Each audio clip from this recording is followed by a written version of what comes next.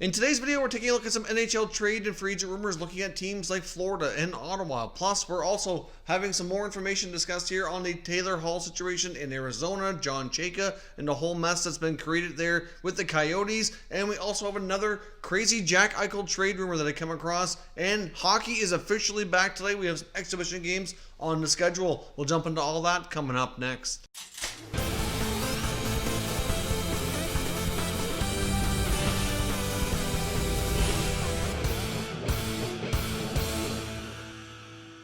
So welcome back to another video here at Top Shelf Hockey. Now, as I mentioned, today is the official day that we can say hockey is back. We have exhibition games scheduled today in the next couple of days as the teams get ready for the Stanley Cup playoffs. I'll show you here the schedule coming up. Today we have 3 games, kicking things off with Philadelphia versus Pittsburgh. Later on this evening we have Toronto versus Montreal, and then we have the Battle of Alberta in Edmonton versus Calgary. We have 6 games on the schedule tomorrow, and then on Thursday we have an additional 3 games as well. So we're finally going to have some hockey to watch. It's going to be interesting to see what hockey's like to watch as a fan without having fans in attendance. Obviously it looks as though they've done quite a job setting everything up. Arenas appear to be done up nicely as well, so it'll be interesting to see how this all comes across on TV and get some action here and some entertainment for us fans at home. So as I mentioned, we have several teams I want to look at today. Let's kick things off with the Ottawa Senators. We have some information from Haley Salvian of The Athletic, taking a look at who they're likely going to bring back versus not bring back. They do have a lot of players who have contracts that are up for renewal, whether it be UFAs or restricted free agents. On the UFA front, it's looking more and more likely that they likely will not bring back defenseman Ron Hainsey. He had signed a 1-year deal as a free agent last year. Earlier, before the season was paused, there was talk that there was a decent chance they might try to re-sign him for 1 more year. Obviously, they have a lot of young defensemen in their system, but they certainly do need to have a few veterans around to kind of lead the way, and he could be a good mentor for some of these younger guys. But now it's looking though that might not be the case in regards to the other veteran defenseman that they have, who is up for renewal on their contract. We have Mark Borowiecki, who now it's looking probably about 50-50 that he returns. I thought it was pretty much going to be a slam dunk that they'd sign him to another 1 or 2 year deal, and it still could happen, but it just seems odd that at this point it has not happened. Obviously, I know we haven't seen many contracts done during the pause. Obviously, teams wanted to get a better longer-term outlook of the cap and all that, which makes a lot of sense. But in Ottawa's case, they're nowhere near the cap, so they have all kinds of room. And a guy like Borowiecki is not going to be demanding a lot of term. He's not going to be demanding a ton of money either. So to get him signed on a 1 or 2 year contract at a couple $1 million per year seems like an easy deal to be done if they want to continue on having him be a part of the team. That leads me to think that maybe the odds are not very favorable, but Salvin goes on to indicate that she feels that their key RFAs like Anthony Duclair, Chris Tierney, and Connor Brown will all be signed. No doubt. It's hard to say exactly how long. I'd be surprised if any of them got super long-term deals. Obviously, with everything in the landscape of the new market right now with the lost revenue, I would think that teams are going to probably prefer shorter-term contracts. Now, Brady Tkachuk is also eligible but not required for an extension this year. I'm guessing Brady Tkachuk and his agent probably would prefer to wait, but I guess we'll see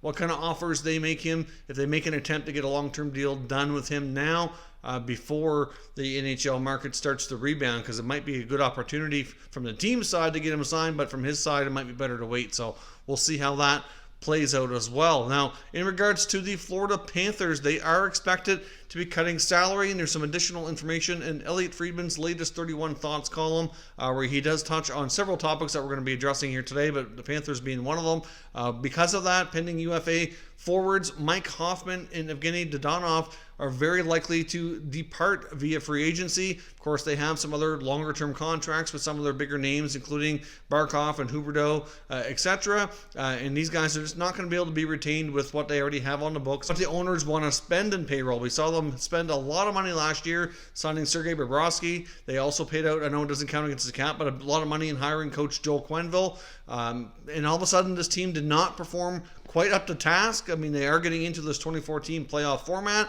and maybe we'll see them kind of show a stronger side of them and make a playoff run here. We'll see. But ultimately, I don't know if the ownership group is really all that committed to continuing on spending. It looks as though they do want to cut. That's been rumored for months now. So it would make sense that they might not want to sign contracts for these two guys. I mean, they're not super old by any means, but they're getting towards the latter part of their prime. And obviously, guys like Hoffman, especially, probably going to be able to command a solid $6 million contract. He's been a pretty consistent 30-goal guy, so I would think him getting a $5.5-6 million deal shouldn't be too difficult, but hard to say what kind of term he'll accept. Some players are probably going to be looking for security and getting as much term as they can, while others might be willing to take the chance and take short-term contracts with the hope of getting paid more in the short term here in the next couple of years as things hopefully rebound for the NHL. But hard to say where they'll go. I don't think there'll be any shortage of interest in either of these guys, and they'll certainly add to the to the UFA market to make it more interesting once the 1920 season is complete. Let's jump over and take a look at the Coyotes situation. They have some interesting developments here in the past few days, where we finally got confirmation that GM John Chayka was no longer with the club. He essentially quit and had his contract terminated. He still had 3 years on his contract. Some believe it was a 4th year as an option as well. He just got that extension not that long ago. He was heavily involved with kind of convincing Alex Murillo, the new owner, to even buy the team. They seem to have a pretty good relationship in the beginning. And then we had an opportunity apparently come around for Chayka, which was not expected, but there was a lot of talk about who it was, what team it was, and it was believed to be a non-lateral move, and it was believed to be not necessarily in the hockey world, which wasn't completely true. It does appear as though we wouldn't call it a lateral move. It would be a step up for sure, probably a decent raise in pay, I would think. But it sort of was in the hockey world, and it's believed to be with the ownership group from the New Jersey Devils and Josh Harris and his partner. They own the Philadelphia 76ers as well. I believe they also have a soccer team in Europe, and then they are looking to buy the New York Mets as well. So they're likely going to have 4 professional sports franchises in the near future if the Mets bid goes through. I know they're the leading contenders to the best of my knowledge. I don't keep up with baseball quite as much, so there could be others involved there, but I know they've been heavily speculated on trying to purchase the New York Mets.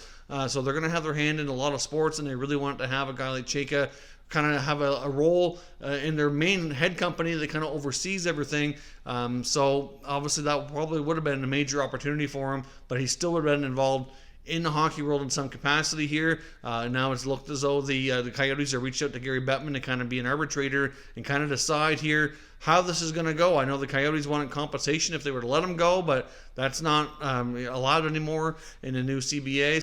So difficult to say what happens, but at least we kind of have a better idea of what exactly was being offered to Chayka. Of course, Steve Sullivan, the assistant GM, who's been working with the Coyotes in various capacities. I think it's about 10 years or more that he's been there. And he feels he's ready for this opportunity, but there is some talk about a potential full-time GM possibly being Peter Chiarelli. Now, Chiarelli, of course, has been in the NHL a long time, currently out of the NHL, but he worked for the Ottawa Senators in the early days, had an assistant GM role there, went on to be a full-time GM with the Boston Bruins, had a lot of success, won a Stanley Cup. After being fired in Boston after a long, successful run, he ended up going to the Edmonton Oilers, which that turned out to be a bit of a disaster. One of his first moves was to trade Taylor Hall, who is obviously in the Coyotes organization now that they're heavily trying to re-sign. So many believe that the NHL higher-ups in the league executive offices are trying to kind of help Chiarelli find employment and would recommend him to a lot of teams who might be looking for somebody, which I kind of find odd in a way. I mean, you really should be letting teams kind of have more of an independent voice here on what they want to do. And secondly, after having a disastrous run at Edmonton, who's to say maybe somebody different shouldn't get an opportunity here. But I would have a hard time to think that the Coyotes would want to bring in the guy who traded their top player that they're trying to re-sign. I wouldn't think Taylor Hall would be overly fond of that. But that's the speculation out there, is that Chiarelli might be in the running. So I guess we'll see on that. Depending on how things go in the next few months, they very well could make Steve Sullivan the full-time permanent GM. Difficult to say, but obviously lots going on in Arizona now. There's also some more information about the meeting that took place with Hall and the ownership group before, which kind of started all the speculation in the first place. And it's believed that he was offered a 5 or 6 year deal around $7.25 million. That's kind of what ownership put on the table. Now we know why. That was the ownership and the president CEO that was involved with this. So that is a pretty decent amount of money, but nowhere near what Hall likely was thinking he was going to get paid before the season started, when he was first entering the final year of his deal. But a lot has changed since then. Some feel he could still get upwards of $9 million, maybe closer to 10, depending on the market. But there's a limited amount of teams that would be able to offer that. Some feel he would take a short-term contract. Friedman's mentioned this before as well, that if there's any free agent out there that's more focused on winning and to be willing to take a 1-year shorter term, maybe even below market contract just for an opportunity to really have a good shot at a playoff run in a Stanley Cup, that he feels Taylor Hall would be that guy. And of course, I've mentioned before who I feel would be some strong teams that would be in the mix there, and I would probably put Colorado near the top of that list. However, you just never know. I mean, there's a lot to go on here in Arizona. That offer that was made doesn't mean it's their final offer. That's kind of their starting point. Obviously, his agent will be involved. Negotiations will continue. But I think if they bring in Chiarelli, that's going to decrease their odds of being able to keep Taylor Hall in the desert. Now, as I mentioned as well, I did come across another crazy trade rumor involving Jack Eichel. I really wouldn't put a lot of stock into this. I don't really think there's much of anything to this one at all. I just wanted to bring it up just to see what people thought. Obviously, I did a video a few weeks back talking about some crazy Jack Eichel trade offers from an article written by a Buffalo writer, which kind of the main purpose of the article was to show that there's all kinds of rumors out there, and really for the most part, it doesn't make sense to trade Eichel. It's just another classic example of what it might take to get him, but really makes sense. I mean, the article basically suggests that he's going to the Anaheim Ducks, and that GM Bob Murray is really looking to kind of rebuild his team, which is certainly true to an extent. He's looking for somebody to kind of be there to take over the reins from Ryan Getzlaf, which also kind of makes sense. And it indicates that a package that would be going to Buffalo, if this were to take place, would include Anaheim's first-round pick, which is a high first-round pick this year, which the Buffalo could get a really solid top prospect. It would also include one of their top defensemen, likely being Hampus Lindholm,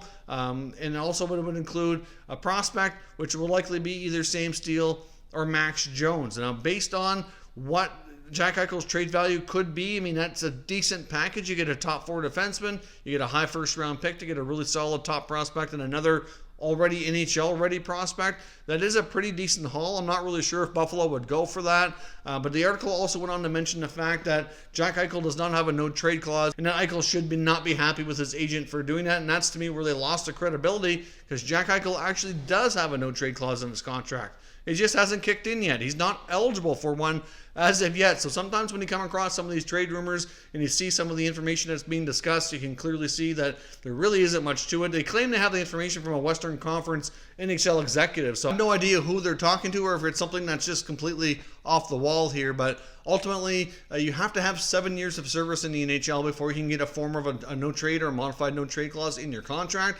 And Jack Eichel did have that negotiated in his deal. It's just not eligible for a few more years. You got to remember, Eichel completed his entry-level contract, and then he signed this massive contract for $10 million right afterwards for an 8-year deal, and he's only a couple years into that. So he hasn't reached the point yet where he has the 7 years in service. So once he has a few more years in his contract here completed, then that will kick in, and he does have a full no-trade clause at that point. So if the Sabres were going to make a blockbuster move, it would be more likely to happen sooner than later before that takes place to give them more flexibility. But obviously the Sabres are going to have a lot of flexibility this offseason. They have a ton of players who have contracts expiring, so Kevin Adams, the new GM, can certainly decide how he wants to shape this team by either re-signing some of the players, all of the players, none of the players. He has a kind of a clean slate to work with, as there's a lot of deals there that they can determine who they want to keep and who they don't, and they can go shopping via trade or free agency. And I still don't see a case why they would trade Eichel. There's no sense here. Unless Jack Eichel goes to Buffalo and says, I want out, move me, it is not going to happen. I mean, that's a decent trade offer, but certainly don't think it's a kind of offer that would be a knock your socks off, too good to refuse type of trade. You know, obviously this is a deep draft coming up here for 2020. They can get a top prospect, you know, another defenseman and another prospect, but really, no, that's not quite enough. It doesn't make sense, and I don't see it happening. So be careful what you read out there when you're looking at trade rumors. There's some that just don't have the credibility behind them for sure, but obviously some rumors are just that. They're rumors of people talking. I'm hearing this, I'm hearing that. They don't all come true, but they're still fun to discuss and see what could happen in the future. So let me know your thoughts on what we talked about today down in the comments, and we can continue the conversation. If you're new to the channel, consider subscribing and turning on your notifications so you don't miss any future content, and give this video a thumbs up if you enjoyed it. I'd appreciate it if you did. As always, thank you for watching, and I'll catch you next time.